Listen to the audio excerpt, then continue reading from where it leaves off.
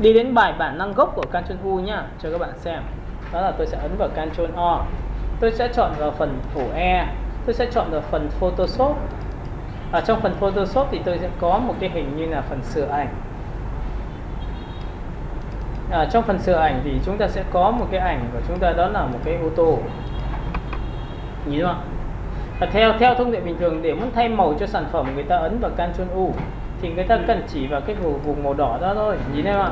Chỉ vào thẳng vùng màu đỏ. Để làm gì? Để khi tôi thay màu cho ô tô nó rất là dễ chịu. Các bạn có nhìn thấy bầu trời có thay đổi không ạ? Đấy, bầu trời không thay đổi, ô tô thay đổi thôi. Vậy thì em có thể thay màu cho sản phẩm một cách rất là dễ dàng. Em làm cho tạp chí cho đẹp. Em biết tạp chí đẹp không ạ? Là các cô gái mặc một cái bộ thôi, nhưng mà tôi cầm tôi kéo thì thế có thể là xanh đỏ tím vàng, trông nó sẽ rất là dễ chịu, đúng không ạ? Ok. Và tất nhiên là có nhiều người bảo thầy ơi, vậy thì cái thằng này cũng thay đổi theo, thì người ta mới sinh ra cái công cụ là Ctrl Naso, người ta khoanh qua cái vùng này một tí và sau đó người ta sẽ ấn vào Ctrl U. Với Ctrl U như này các bạn sẽ nhìn thấy biểu tượng tôi chỉ vào đây là màu đỏ, và tôi kéo sang đây, nhìn kéo sang đây, nhìn không? Thế là cái này nó chỉ có thay đổi màu này thôi, còn cái này không thay đổi. Hiểu cái việc khoanh vùng chưa? Vậy nên tại sao cái giá trị vùng chọn lại quan trọng thế? Tại sao đối với Photoshop tại sao nó lại chỉnh sâu hơn được? Bởi vì nó sinh ra vùng chọn, nó sinh ra chọn đối tượng màu nên nó sâu hơn những thằng khác. Trừ trường hợp nói thật với bạn biết là bạn chưa sử dụng sâu thì bạn bảo nó Photoshop cũng bình thường, thì người ta phải chọn một cái đối tượng khác thôi. Còn nếu mà Photoshop em dùng kinh điển, tôi thật cho bạn biết là khiếp đấy nha. Hãy xem những cái thằng mà nó làm những cái mà background cho game ấy, nó vẽ từng con số 0 là màn hình trắng, em mới thấy nó khủng khiếp mức nào. Và cái cách nhìn của nó đã quá thực tế. Nó nhìn một cái xe nó đổ nát ra sao, một cái đồ quanh là độ han rỉ nó làm sao. Thề với em, nếu làm xong thế này em quá khủng khiếp rồi. Blend màu xong rồi làm cho nó chốc sơn ra, xong rồi vẽ từng cái con vật, xong đổ nát ra bầu trời ra sao. Nó làm, có nghĩa là người ta để muốn làm được điều đó thì người ta phải xem phim là một nhiều, và thứ hai game người ta cũng xem nhiều này, thì người ta mới đủ trình độ để người ta làm điều đó. Chứ còn em bảo là em chưa có cái gì trong đầu mà em bảo ngồi làm thì tôi đảm bảo cho bạn biết bạn không bao giờ vẽ được. Và nguyên tắc khi làm thì bao giờ người ta cũng phải cố gắng để ý tinh tế một tí là cái vật thể mình khi ghép vào một hình đấy thì nó sẽ bị làm sao. Nếu nó bị giả, biết nhìn biết ngay. Vậy chúng ta phải nhìn là vậy thì bình thường người ta ghép làm sao cho thật. Có những thằng này nói thật cho bạn biết, ở bên nước ngoài cái trò nhà chụp ảnh với nhau, nó ghép nha, nó ghép cảm giác như hai thằng cái chụp ảnh nhau như thật, mà bạn không biết đấy là ghép, mà đứng áp sát vào nhau nha em nhá, quanh tay bên chân này, nó đã từng làm những cái biểu tượng của quái lạ. Về sau người ta mới đưa một cái ảnh trên mạng là đây là ảnh ghép. Em biết lúc đấy mới thật sự là trầm trồ thán phục, bởi vì bạn mới ghép quá tốt. Đấy, mục đích của chúng ta có đến tầm đó không? Bởi vì sao? Một ngày nào đó em muốn bắt tay với ai đó, em muốn đứng cạnh ai đó, nhưng mà muốn tụi em ghép bị giả. Thứ nhất là tông màu, thứ nhất là phải chênh về tông màu, chênh về không gian, về thời gian. Thì chúng ta mà làm một cách nào? Chứ chưa nói là khi cái độ va chạm một người của nhau nữa thì cái vải nó sẽ ra sao, rồi cái bóng nó sẽ ra sao nữa. Em phải chỉnh làm cái cảm giác người ta không thấy rằng đây là ảnh mà chúng ta ghép Photoshop. Chứ còn Photoshop mà trình độ bình thường thì không nói, chúng ta không xét đến nữa. Nhưng cái đích cuối cùng là nó phải có mục đích là có thể làm tạp chí, nó có thể làm cái gì đó, không biết chơi nhá. Rồi, hiểu Ctrl U chưa? Rồi nhá. Tiếp theo cái Ctrl U người ta cũng có một loại nữa, đó là chúng ta làm ảnh hai màu. Ví dụ image chúng ta chọn vào đây và chúng ta chọn một Ctrl U. Thì cái ảnh hai màu nó nằm ở đâu? Nó nằm ở color right. Như này chưa? Khi bạn tích vào đây một cái thì ngay tức nó trở về ảnh hai màu cho chúng ta. Và cái ảnh hai màu của chúng ta nó tùy thuộc vào vấn đề này. Em muốn làm đen trắng hay làm cái gì đấy. Ví dụ em muốn chỉnh nhai, đây là ảnh ngày xưa này. Tông ảnh ngày xưa không phải là đen trắng, mà tông ảnh ngày xưa là nâu đen, nhìn thấy chưa? Và khi mà chúng ta tạo ra như này thì cái ảnh của chúng ta phải cổ. Có nhiều người nó không còn sắc nét như ngày xưa, thì giống như vừa rồi thầy vừa chia sẻ là chúng ta có thể chọn vào filter, chúng ta chọn vào phần camera thử xem có được không. Các bạn còn nhớ cái phần camera chưa? Phần camera thực của thầy thì thầy có chia sẻ cho các bạn cái này rồi, thì bạn chỉ cần kéo ngược lại về đây. Đó. Thì nó giống ngày xưa. Ngày xưa bây giờ làm gì còn chuyện gì mà chụp sắc nét thế được, đúng không em? Chất lượng máy này nó đời thấp mà nó sao sắc nét được. Vậy thì đây, đúng chưa? Rồi sau đó này người ta bảo là ok, em muốn là cái ảnh này nó phải nó phải cũ cũ một tí, vậy thì chúng ta có thể làm ảnh cũ đi mà. Ctrl O thì chắc chắn lại liên quan đến phần là chất liệu của chúng ta đi đến đâu, chúng ta đọc đến đâu là đấy là việc của chúng ta hết. Thư viện ảnh chúng ta chọn vào background, và tất nhiên là trong phần texture thì chúng ta sẽ có được cái background mà nó xước rồi. Đây đây có rất nhiều loại xước này, kiểu này thì nó hơi nhìn thấy không? Đây là một kiểu xước. Ctrl A chọn hết, Ctrl C copy và Ctrl V cắt đi. Thì sang bên này thì ấn vào Ctrl V, ảnh nó rất là to, nhìn thấy không? Với cái này thì người ta chỉ cần chọn vào hòa trộn, người ta chọn vào vivid light để lấy được cái giá trị xước đó. Sau đó người ta chọn vào filter, người ta chọn vào other và người ta chọn vào high pass, thì tự khắc là chúng ta có cái biểu hiện xước của một tấm ảnh. Em biết ảnh nụ không? Chúng ta có thể lấy chất liệu ảnh nụ nhá, kiểu nó có vân vân đấy. Ok thì mình cũng vẫn có thể làm được cái đấy mà. Cái này nó làm được hết, vấn đề là chúng ta có làm không thôi nhá. Sau khi làm xong thì các bạn nhìn là phóng to lên thì chúng ta cũng có một cái chất lượng ảnh của chúng ta đã bị hơi xước như này. Còn nếu mà muốn xước theo thời gian thì chúng ta phải kiếm cái ảnh của màu thời gian, thì tôi đảm bảo cho bạn biết sẽ làm rất là sống thật. Mục đích của chúng ta làm gì? Đây là từ một cái ảnh hiện đại biến thành một cái ảnh mà nó từ ngày xưa là câu chuyện khác nhau. Còn từ ngày xưa mà trở thành ảnh màu thì không khó lắm nha. Ok. Rồi vậy thì Ctrl U chúng ta đã đi qua. Tiếp theo chúng ta sẽ chọn đến một cái khác. Ctrl O. Chúng ta sẽ chọn vào biểu tượng là thư viện ảnh, chúng ta chọn vào phần G. Nắm qua loa cái phần mà chỉnh ảnh này thì còn lâu mới làm được. Tôi nói thật cho các bạn biết thôi. Đào sâu này, cái này là cực kỳ nhiều vấn đề mà nó rất là thú vị chứ không phải là chúng ta, nếu mà chúng ta yêu nó thì nó sẽ là của em. Còn nếu mà mình không yêu nó thì nó lại đi yêu người khác, đúng không ạ? Ok, chúng ta sẽ chọn cái image để chúng ta chọn vào đây. Thì ở đây nó có một cái lệnh như sau, đó là lệnh Ctrl B. Nhìn thấy Ctrl B không ạ? Ctrl B là một trong những cái lệnh sẽ dành cho những cái người mà chúng ta hiểu rằng là cái công thức màu nó sẽ ra sao luôn, mà không cần phải cái bảng màu như hôm trước. Chúng ta ấn vào đây thì bạn nhìn này, hôm trước thầy có giải thích cho các bạn là màu cyan đối nghịch với màu đỏ, đúng không? Màu magenta đối nghịch với màu xanh lá cây, và màu vàng đối nghịch với màu blue, đúng không? Thì cái này nó có rõ ràng rồi. Nếu em muốn cái tông màu này nó thiên về màu gì thì mình sẽ chọn màu đấy. Ví dụ tôi muốn cái này thiên về ấm, ok, tôi cầm đây, hiểu không? Thì các bạn nhìn trước và sau nó tự ấm lên. Nó rất là đơn giản như vậy thôi. Cũng reset lại một tí, chúng ta sẽ ấn vào Alt reset lại. Để quên mất, chúng ta chọn image, chúng ta chọn vào đây, chúng ta chọn vào Ctrl B, nhìn thấy không? Và cái này nếu mà chúng ta thiên về lạnh thì chúng ta kéo sang đây thì tự khắc nó sẽ lạnh đi. Đấy, nó rất là dễ bởi vì nó có sẵn rồi. Nhưng vậy thì bảo ôi vậy thì thế cái này khác gì Ctrl ở đâu? Không, nó khác ở chỗ này này, các bạn nhìn ở đây. Sự khác trong Ctrl B nó nằm ở chỗ này, chúng ta có 3 cơ chế sử dụng. Sử dụng thứ nhất là màu shadow, màu thứ hai midtone là phần trung gian, và màu highlight chính là phần sáng. Có nghĩa là trong tấm ảnh của chúng ta nó có 3 khu vực để chúng ta chọn lựa. Khu vực sáng nằm ở đâu, khu vực trung gian nằm ở đâu, và khu vực tối nằm ở đâu. Ví dụ trong trường này tôi muốn cái tóc của chúng ta là ám xanh. Ám xanh có nghĩa là cái tóc tôi muốn làm lạnh đi một tí cho nó đẹp hơn. Ok, tôi sẽ chọn vào shadow. Thì có phải đây là khu vực màu đậm không ạ? Và khu vực màu đậm này tôi muốn ám xanh thì tất nhiên tôi phải kéo từ đây sang đây. Nhìn này không? Nhìn trước sau này. Kiểu này chưa? Rồi, phần thứ hai, da mặt tôi muốn hồng lên một tí. Ok, thì chắc chắn bạn phải chọn vào đây highlight, chính là phần da mặt. Da mặt muốn hồng lên thì có phải ta tăng đỏ không? Và phần thứ hai tăng hồng không? Đây là tôi tăng quá độ để cho các bạn xem nhìn nào. Nhìn chưa? Vậy thì đây người ta có thể áp dụng được điều đấy. Kiểu cái này chưa đã? Cũng tương tự như vậy thì chúng ta có thể kiếm một cái ảnh của chúng ta trở thành một cái ảnh ví dụ như là màu vàng chẳng hạn. Có nghĩa là mạ vàng cho một tấm ảnh để người ta có thể sắc nét hơn. Người ta sẽ tắt bỏ cái này đi. Đây.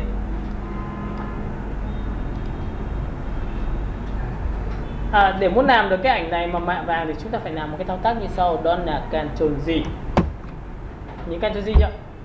Sau khi Ctrl Z xong thì bạn phải ấn vào Ctrl U, bởi vì là Ctrl Shift U là trở về đen trắng. Nó phải trở về đen trắng thì nó mới nói được giá trị của bạn. Tiếp theo sau khi làm xong thì bạn lại ấn vào Ctrl G, tiếp theo là cấp độ thứ 3 và chúng ta phải đảo ngược được, bởi vì nếu mà chúng ta làm mạ vàng thì cái vàng của chúng ta nó phải có độ óng ánh và có cái độ là ánh sáng chiếu vào nó hơi lóe sáng, nó hơi theo kiểu không nhìn rõ một số chỗ, thì chúng ta sẽ ấn vào Ctrl Y ngắn. Các bạn nhìn Ctrl Y ngắn chưa? Đảo ngược và chúng ta sẽ hòa trộn ở vấn đề là đảo ngược về màu. Đây nhìn này chưa? Sau khi làm xong thì tôi sẽ ép cả hai thành này một Ctrl E lần thứ hai và chúng ta ấn vào Ctrl G tiếp theo một lần nữa. Nhìn Ctrl G chưa? Thì lúc này tôi lại ấn vào Ctrl Y tiếp theo. Đây ạ. Với cái Ctrl Y như này thì bạn này hòa trộn cho tôi giá trị đó là chúng ta hòa trộn ngược màu. Nhìn này chưa? Đấy, thì có nghĩa là người ta lại có nhiều cấp độ, lại chọn vào đây lại Ctrl lại Ctrl E. Lại Ctrl G thêm một độ nữa và lại Ctrl Y. Và chúng ta sẽ hòa trộn thử xem nhìn nhá. Đây ví dụ chúng ta hòa trộn là đảo ngược màu nha. Đấy thì cứ mỗi lần hòa trộn thì các bạn sẽ thấy nó bị mờ đi đúng không? Nhìn này, ăn Ctrl Z lại. Vậy thì trong trường hợp này thì nếu mà chúng ta muốn xử lý một cách nhanh nhất thì tôi có khuyên các bạn như này. Tôi sẽ chọn vào đây. Ctrl tôi sẽ hòa trộn như này.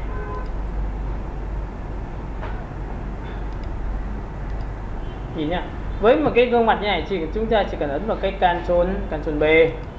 Ví dụ chúng ta chọn vào cái Ctrl B như thế này. Lúc này chúng ta sẽ chọn đầu tiên là cái màu của chúng ta là màu đậm như này, chúng ta kéo lên đây. Và chúng ta kéo sang đây này. Chúng ta sẽ có một cái tông màu hơi nâu. Sau đó tiếp theo chúng ta chọn vào trung gian, chúng ta kéo từ bên này sang bên này. Nhìn các bạn. Sau tiếp theo chúng ta chọn vào highlight thì chúng ta cầm này, chúng ta kéo như này. Đây là những cái mà chúng ta sẽ làm. Đây là một cái tông màu toàn bộ vàng. Sau khi đã có màu vàng xong, bạn nhìn nhá, người ta mới sinh ra một cái trò như sau là người ta sẽ lập ra một layer mới và người ta đổ một cái màu đó là màu đen. Màu đen đây. Hòa trộn bằng Color. Đúng không? Lúc này công việc của chúng ta chỉ cần dùng công cụ bút B. Bút B của chúng ta là màu trắng. Chúng ta sẽ phóng to lên một tí nữa, được chưa? Và lúc này thầy sẽ chọn cái cường độ nó thấp đi. Nhìn bạn, vẽ này. Nó sẽ bị phát quang những cái giá trị cho các bạn. Sổ xuống đầu bút nhỏ thôi, tôi sẽ vẽ.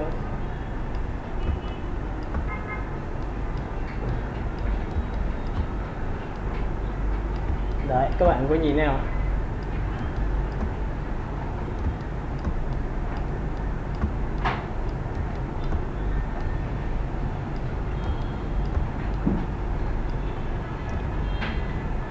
Mọi người nhìn này chưa?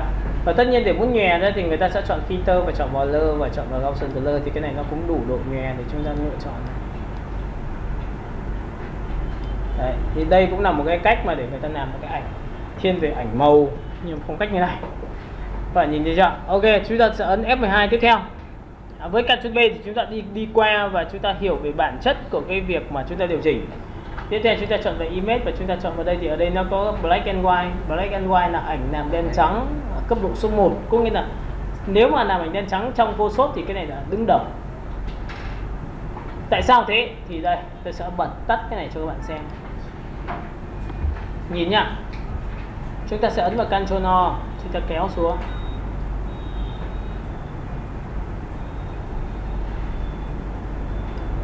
Đây ạ. Mọi người sẽ nhìn đây là một tấm ảnh của chúng ta và chúng ta chọn một cái thao tác như sau là sẽ chọn vào đây.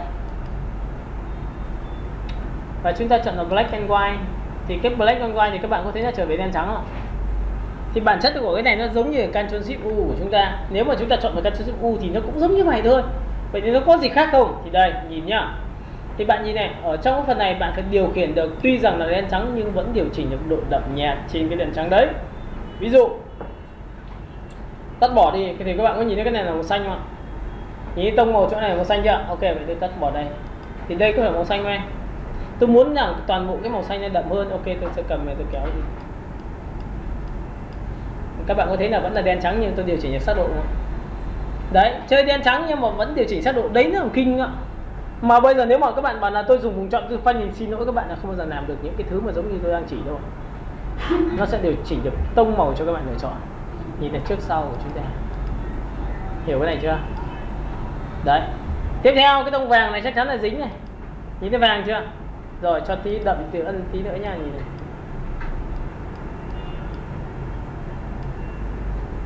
Đây. Đấy, có nghĩa là làm lên trắng nhưng vẫn điều chỉnh được sắc độ theo từng khu vực của màu. Hiểu cái này không ạ? Thì cái này tốt hơn hẳn so với Ctrl Shift U. Ctrl Shift U là không làm được điều này. Ok. Tiếp theo, bây giờ chúng ta sẽ tiếp theo đến một cái nữa, đó là chúng ta chọn vào Image, chúng ta chọn vào đây thì ở đây chúng ta có Photo Filter. Photo Filter là một trong những cái giá trị người ta gọi là làm cho tấm ảnh chúng ta ám màu. Vậy thì lúc này chúng ta muốn ám vàng thì chúng ta chọn vào đây. Chúng ta muốn ám xanh thì chúng ta chọn vào đây. Được ạ, nhìn này trước sau chúng ta hơi nhẹ đúng không? Bởi vì đây là cường độ. Nếu cường độ này chúng ta đẩy mạnh lên thì sao? Bạn có thấy là rõ ràng bắt đầu chúng ta thay đổi tông không? Nóng và lạnh để chúng ta có thể lựa chọn. Ví dụ em bảo là cái này là tôi muốn ám tím, ok, tôi sẽ chọn màu tím. Tôi muốn chọn màu, đây là ảnh mà chúng ta có thể làm xuân hạ thu đông theo cách như này. Đấy, thì cái này là gọi là ám màu. Và cường độ ám màu thì là tùy thuộc vào đây. Ám màu nhẹ hay ít thì đây tùy thuộc vào đây, nhìn nhá. Ok, hiểu cái này chưa? Rồi, tiếp theo Image chúng ta chọn vào đây và chọn vào cái biểu tượng đó là phần kênh màu, trộn kênh màu. Thì cái này là một trong những cái quan trọng. Nó được gọi là xếp gần như là số 1, số 2 trong phần chỉnh màu này. Các bạn nhìn này, chỉnh màu. Để ý cái này nha, cái này quan trọng đấy. Chúng ta sẽ có xem là ra ngoài chúng ta còn cái ảnh cưới nào không. Đây ạ, tôi sẽ kéo vào đây.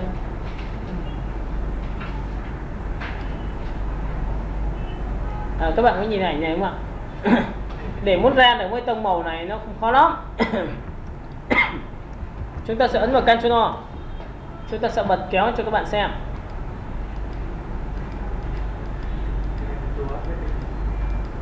Sao em? Cái này đẹp đấy nha, nhìn nhá. Thầy kiếm trên mạng nữa. Đây ví dụ như thầy sẽ lấy một cái cô gái vừa rồi đấy. Nhìn thấy chưa? Trong đây khi mà chúng ta chọn về Image và chúng ta chọn vào đây và chọn vào cái kênh màu của chúng ta, trộn hai kênh màu chúng ta chọn đây. Thì trong 3 kênh màu mà người ta điều chỉnh nhiều nhất trong Photoshop thì người ta chỉnh xanh lá cây và xanh dương. Chỉ ít khi người ta chọn kênh màu đỏ. Thì lúc này tôi sẽ chia sẻ cho bạn nhìn này, kênh màu nhìn nha, rõ nha. Nhìn này. Tôi sẽ chọn đầu tiên là kênh màu xanh lá cây. Tôi kéo màu xanh lá cây ngược lại. Thì các bạn có đồng ý với tôi là kéo màu lá cây đối nghịch màu tím này. Vậy thì lúc này tím sẽ tăng và xanh lá cây sẽ giảm. Và lúc này tôi lại tím cộng với pha thêm vàng, nó sẽ tạo ra một cái màu xanh hơi cổ điển. Đây, màu vintage chúng ta sẽ chọn nha, cầm cái kéo này. Nhìn này không ạ?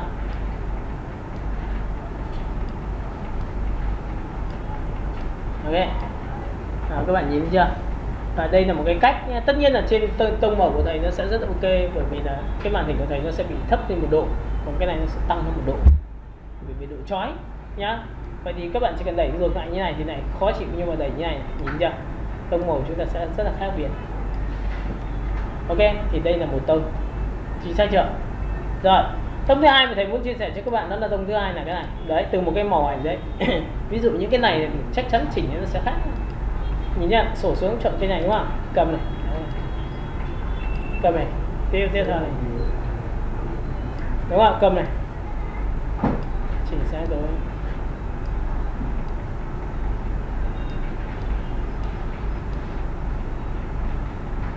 Đây trước sau. Đấy nhá, thì từ căn bản cái này đã chỉnh rồi. Chúng ta sẽ chọn một cái ảnh khác, Ctrl O. Chúng ta sẽ kéo xuống một tí.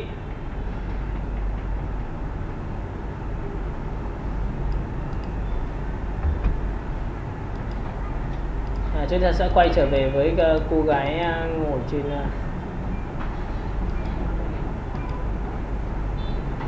đây, chọn cô này đi. Nhìn chưa? Nhìn này, Image chọn vào đây, chọn vào kênh màu cho chúng ta. Sổ xuống chúng ta chọn vào kênh green, các bạn sẽ kéo vào đây, tím, các bạn đẩy cái này lên này. Nhìn chưa? Đấy nhá, như này đã thành một tông rồi. Nhưng mà bạn đẩy quá độ xuống một tí nữa và bạn đẩy quá độ lên này thì nên là ám vàng này, nhìn chưa nha, như này nhá. Ok, như này trước và sau này nha, đây là một loại nhá, xong chưa? Reset lại. Lúc này em không thích kênh này nữa mà em thích kênh này cơ, thì kênh số 2 của chúng ta đó là kênh blue. Thì riêng cái này các bạn nhìn này, kéo lên đây xanh, nhìn thấy xanh chưa? Rồi, nhưng mà kéo ngược lại thì câu chuyện là khác này. Kéo tiếp một lần nữa.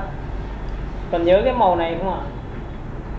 Đấy, nhưng nó lại thiên về cái chuyện mà trên mạng bây giờ người ta đang dùng rất là nhiều tiêu chí của ảnh này. Một hơi ám tí, một tẹo vàng nữa vào đây thì cái sắc mặt nó sẽ đẹp hơn. Hiểu không ạ? Em nhìn thấy cỏ chưa? Trước sau. Đó, ngồi mà phủ cái đống này thì chắc là đến chết luôn. Đúng chưa? Rồi reset lại. Cũng tương tự như vậy, bắt đầu tôi điều chỉnh 3 kênh. Ví dụ như kênh này tôi sẽ điều chỉnh này như thế. Tôi chỉnh đây là màu lạnh. Sau đó tôi chỉnh cái này là màu gì? Đây. Reset lại chứ, quên mất. Sổ xuống. Chỉnh kênh đỏ này. Cái này đẩy lên trên này, cái này đẩy xuống dưới này. Đây, nóng hay lạnh là do hôm này. Thiên về lạnh thì em sẽ chọn này. Nhìn chưa? Còn nóng thì em sẽ đi chỉnh kéo này xuống một tí nữa thì em sẽ lấy được tông đậm của chúng ta, trước sau của chúng ta đã theo cái cách này. Thì riêng về chỉnh màu thì người ta sẽ chỉnh nhiều trên cái kênh này, bởi vì nó tạo ra những cái tín hiệu màu khá là đẹp. Ở đây những cái như này chúng ta sẽ làm được. Chỉnh màu xanh lá cây này sẽ cái này rất là chuẩn luôn. Ví dụ chọn vào kênh red, cầm này kéo vào đây, cầm này đẩy lên đây, cầm này đẩy vào đây. Tiếp theo chọn vào kênh, trộn hai kênh với nhau, kéo vào đây một tí, cái này kéo xuống đây một tí. Nhớ không? Ok, cầm đây kéo đi tí, lạnh chưa? Nhìn này trước sau. Trộn hai kênh lại với nhau. Kênh green và kênh blue tôi sẽ trộn lại với nhau thì nó sẽ là tạo ra tông màu này. Và tất nhiên là trong cái phần thiết kế của chúng ta nó có bọn đi xe máy này như này này.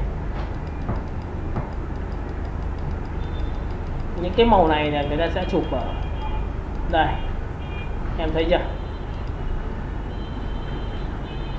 Đấy, chúng ta thường hay chỉnh. Đấy là cái màu mà chúng ta đang làm hơi ám vàng đấy. Thì người ta chỉ cần chọn vào đây và tất nhiên là chọn vào cái kênh trộn màu. Chúng ta cầm cái kênh màu của chúng ta, ví dụ kênh blue thì tôi sẽ kéo lên đây một tí, như bạn cầm đây tôi kéo đây tí, thì bạn nhìn này, quần áo sẽ xanh dương. Trước sau. Nhìn này chưa? Đấy, thì đối với những cái kênh màu như này người ta làm ra rất là đẹp. Và kênh này là kênh mà các bạn phải lưu ý cho tôi hai loại màu, đó là màu xanh lá cây và màu xanh dương, là bạn phải chỉnh trên hai kênh màu đấy. Nhớ nhá. Nhưng cái kênh này thì nó vẫn là hệ thống phải chỉnh để làm sao nhìn được cái cấp độ về màu cho các bạn. Nhưng ở dưới thì nó có một cái phần nữa, đó là phần contrast, chính là phần độ. Có nghĩa là cái này thì bạn chỉnh tương phản mạnh hay yếu.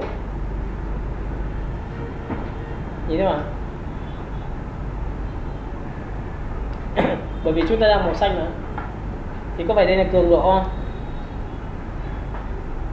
Đúng chưa? Rồi, tiếp theo chúng ta sẽ chọn một cái kênh màu nữa là image. Chúng ta chọn vào đây, tôi sẽ bật tắt này. Nào, image chúng ta chọn vào đây, chúng ta chọn vào color lookup. Nhìn không ạ? Đây là hệ thống chỉnh màu mà có sẵn trong cái máy Photoshop của chúng ta. Nó sẽ phù hợp với các loại máy chụp của chúng ta. Chúng ta chọn vào đây thì ở đây nó sổ xuống. Các bạn có nhìn thấy không? Có những dòng đời máy khác nhau. Ví dụ đây, đời máy khác nhau. Ví dụ tôi chọn vào đây thì sao? Thử xem. Và nó tự chỉnh màu cho chúng ta. Nhìn thấy không? Trong hơn. Thấy không ạ? Nhá, ngồi mà tìm cái đống này ra tùy các bạn thôi nhá. Nhìn đây này. Nó chỉnh màu khác nhau. Thấy chưa? Có khác nhau à?